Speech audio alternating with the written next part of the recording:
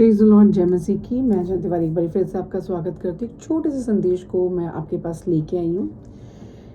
बीते कुछ महीनों की बात है, एक दिन प्रभु के एक दास मेरे ड्रीम में आए और उन्होंने मुझसे एक बात कही। और वो जब बात मुझसे कही तो उस वक्त मुझे समझ में नहीं आ रहा था क्यों कही जा रही है। लेकिन जब भी प्रभु हमसे बात करते हैं उसका एक अर्थ होता है। या तो उस स्वप्न में अपने सेवक के द्वारा हमसे बात करते हैं, जिनसे हम कनेक्टेड होते हैं, जिनको हम ऑनर करते हैं, या वचन के द्वारा बात करते हैं, या प्रॉफिट्स के द्वारा बात करते हैं। This is a way of communication from a heaven. So he is a great man of God in India and he is known as a very great man of God. And उन्होंने मुझसे बोला, मेरा नाम लेके मुझसे बोला, और बड़ा साफ साफ मैंने देखा कि मैं उनके लोकेशन में हूँ। एंड उन्होंने मुझे देखा और मैंने कहा प्रभु दास को कि मैं आपसे मिलने ही आ रही थी। उन्होंने मुझसे रोक कर मुझसे बात की और एक बात मुझे बहुत इंपॉर्टेंट उन्होंने कही, और वही बात मैं आपको कहना चाहती हूँ। इस बात का एक अर्थ है।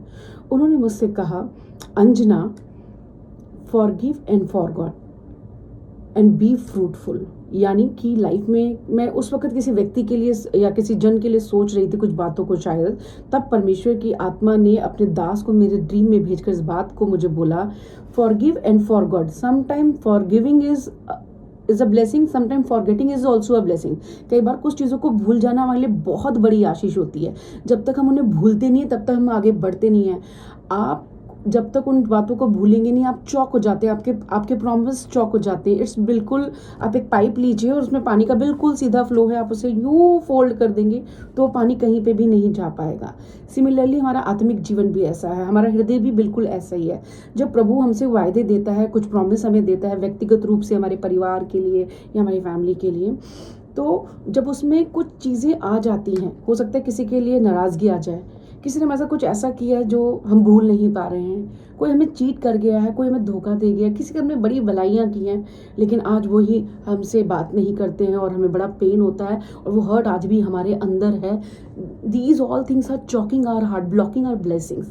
सो God spoke to me through that man of God in my dream, forgive and forgot and be fruitful. जब आप इन बातों को भूल जाएंगे तब परमेश्वर आपके लिए एक नया मार्ग खोलेगा। परमेश्वर के वचन में लिखा है, प्राचीन काल की घटनाओं को स्मरण मत कर, देख मैं तेरे लिए एक नया काम करता हूँ। आप नया काम करना देखना चाहते हैं तो पुरानी बातों से ध्यान हटाना पड़ेगा। आप नई आशीषों को अपने जीवन में देखना चाहते हैं, प्रॉमिस लैंड में जिन प्रोफेसीज को आपने सुना है आप एंटर करना चाहते हैं, आपको पुरानी बातों से, 1983 की बातों से, 1985 की बातों से, 1987 की बातों से, 1979 की बातों से आपको बाहर आना होगा। आपको अपनी चेतना, अपना मन उन पुरानी बातों से हटाकर लिखा, देख मैं तेरे बीच में एक नया काम करता हूँ।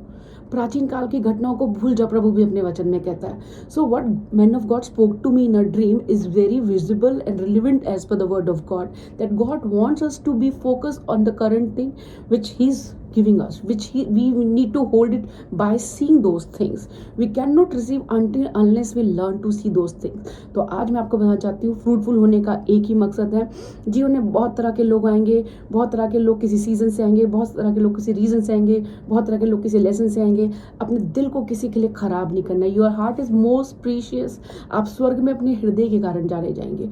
उन लोगों को भूल जाना है, माफ करना है और आगे बढ़ना है, क्योंकि जब आप आगे बढ़ोगे तो आप आगे बढ़ते बढ़ते उन मंजिलों पे पहुंच जाओगे जो आपने अभी तक सोची भी नहीं थी।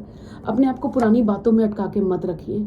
ये बिल्कुल उस तरीके से कोई बड़ा हो गया वो आज भी बच्चे वाली ड्रेस में एडजस्ट नहीं कर सकता अपने आप को। When we are into the Christ, when we are growing in the kingdom, we need to forgive all the former things from the past.